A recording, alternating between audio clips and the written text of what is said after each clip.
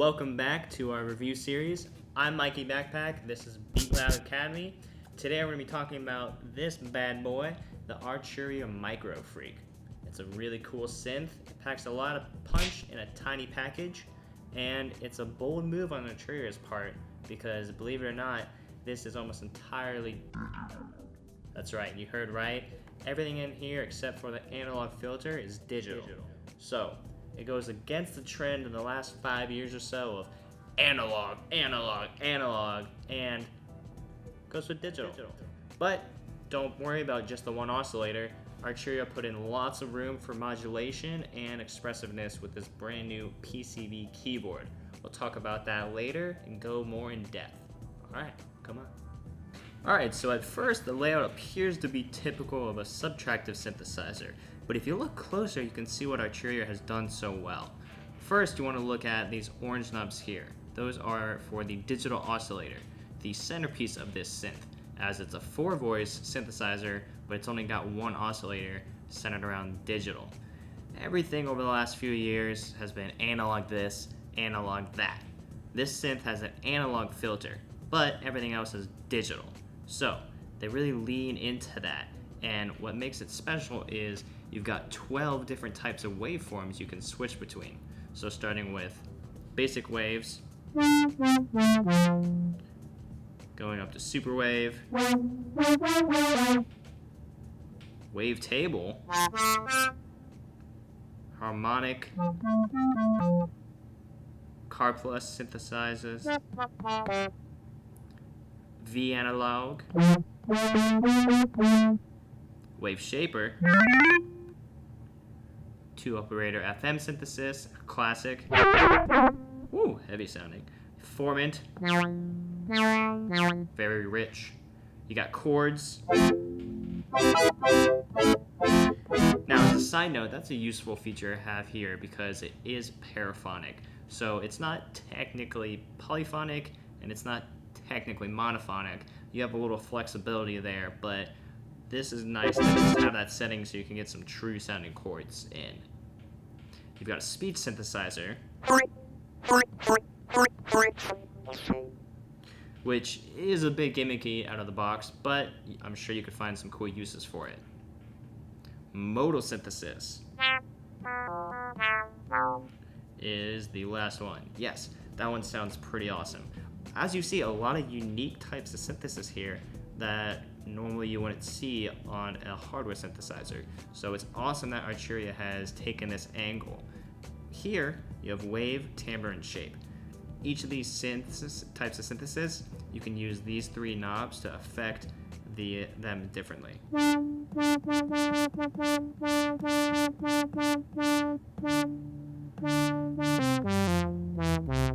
You can go ahead and play with that to see what they really do. You've got modulation matrix on the upper left, and then you've got 2 types of envelopes, an LFO and an ARP Sequencer. So we're going to dive in and get a little bit more specific about our favorite things. Alright, so we'll start in depth with one of our favorite features, that being the PCB Keyboard. Look here and you can see it looks like a circuit board, and that is because that's exactly what it is. PCB is printed circuit board. So the printed circuit board keyboard is a really cool addition to the synth. Very unique, definitely what makes this synth stand out. It looks cool and the functionality is very interesting. So, this keyboard is pressure sensitive, similar to how velocity works on any other type of keyboard, but it is also area sensitive, so it changes, the sounds will change depending on what your modulation routing is, based on how much your finger touches the actual key.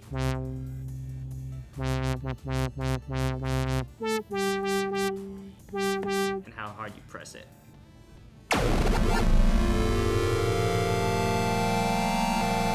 That's a better example. So, we love this. It's really easy to use. At first, it might take a bit of getting used to. But once you get the hang of it, you'll start to feel how these circuit boards really interact with sensitivity. The one gripe we have about it is this touch strip here. Obviously it sounds great, it's awesome, but it's a little close to these sharp keys here. So you really have to be careful about where you place your finger, and just make sure it's up above. It would have been cool to see something like a little printed, notch like they have here, but I'm sure manufacturing was already pretty tight on this design, so it's something we'll let it get away with. Otherwise, it's really awesome, and we'll head on to the next thing. We can start up here at the heart of the modulations, is the modulation matrix. Really easy to use, it looks very simple, it's pretty intuitive. You've got some rows and columns here with different options to assign your routing. Simply twist this knob and follow the light to the routing patch you want to assign. Let's say LFO to the wave. Click.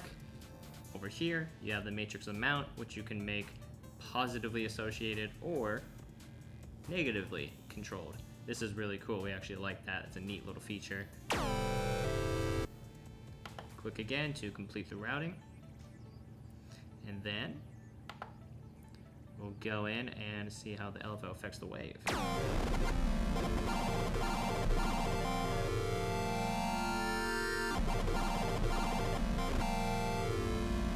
Awesome. So the last thing we'll say about this corner is you have 3 open slots to assign routing to. That's pretty awesome. You've got some standard stuff here to assign to, but it's nice to have some flexibility with all these different options. Most of this stuff can be routed to, so it leaves you with some cool possibilities. Alright, moving on, we'll talk about the cycling envelope. This is a really neat feature. You have a standard ADSR envelope here, attack, decay, sustain, and then, filter amount is next to it. But above that is the cycling envelope. This is essentially an LFO with a little bit more complexity to it. You've got control over the rise, fall, hold, sustain, and the amount. So if you twist, as you just saw I did,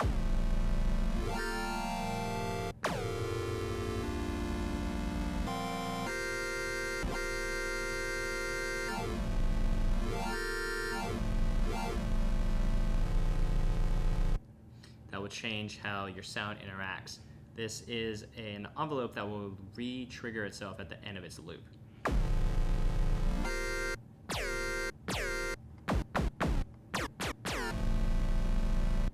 And you have 3 options here to switch between.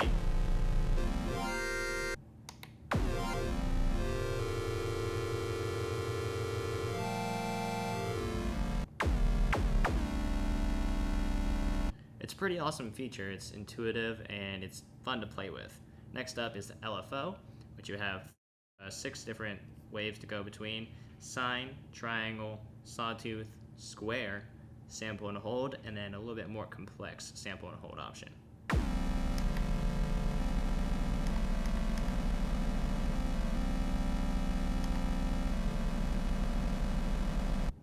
Cool. Finally, what we're going to talk about is the icon strip down here. Arturia threw in these buttons called Spice and Dice. These are really awesome. They're pretty inventive and very adventurous. What they are essentially, they have to activate them during the arpeggiator or sequencer, but they are an effects routing that will start to gate the steps in between each sequence. So if you have Spice here, you turn it up using this touch strip, and then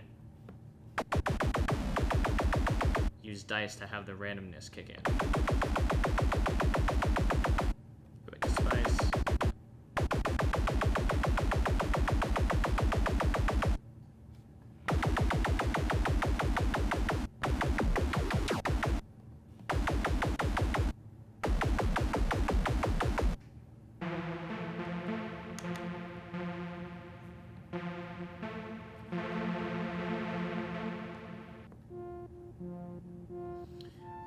We think they're pretty cool.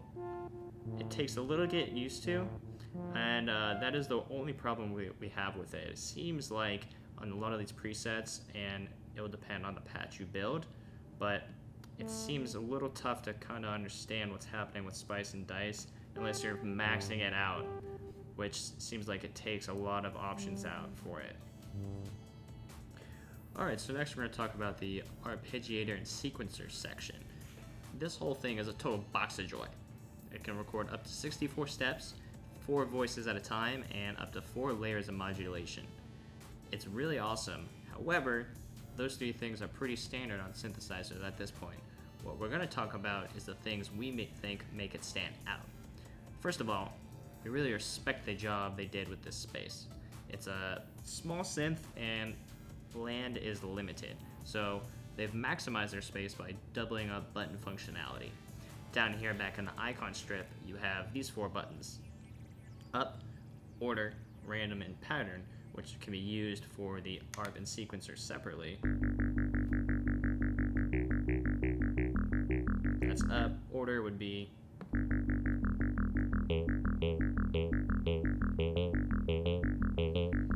ooh, ominous. Random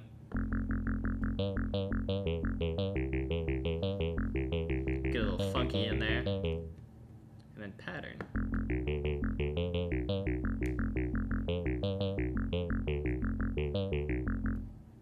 Great. For the sequencer, you can have 2 separate patterns recorded, A and B. That makes it really awesome to use for sketches, recording, performance ideas. It makes it very flexible. It's nice to have that in there. So those buttons are stacked. Up is bank A, order is also bank B. The random button is record for the sequencer, and the pattern button is the play button for the sequencer. So, one of our favorite things you can do is find an awesome ARP pattern, say something random, and then you can just assign it to one of the banks. Press Shift, order.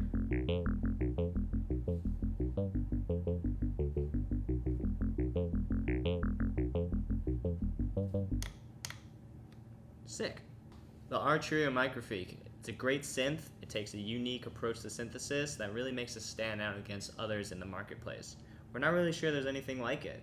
So, if you're interested in trying it out, it retails at about $300. You can get it at your local supplier, or if you're here in the Burbank area, we'd recommend Perfect Circuit Audio. We gotta give these guys a shout out for letting us borrow this little bad boy and testing it out. They got a really great shop over there. You can visit their website below in the YouTube description, or you can just stop on by. It's pretty cool. They got a lot of gear there you can try out, get your hands on. And if you're not in the area, that you can keep watching our shows and seeing us review things. So, I'm Mikey Backpack. This is Beat Lab Academy. Join us next time.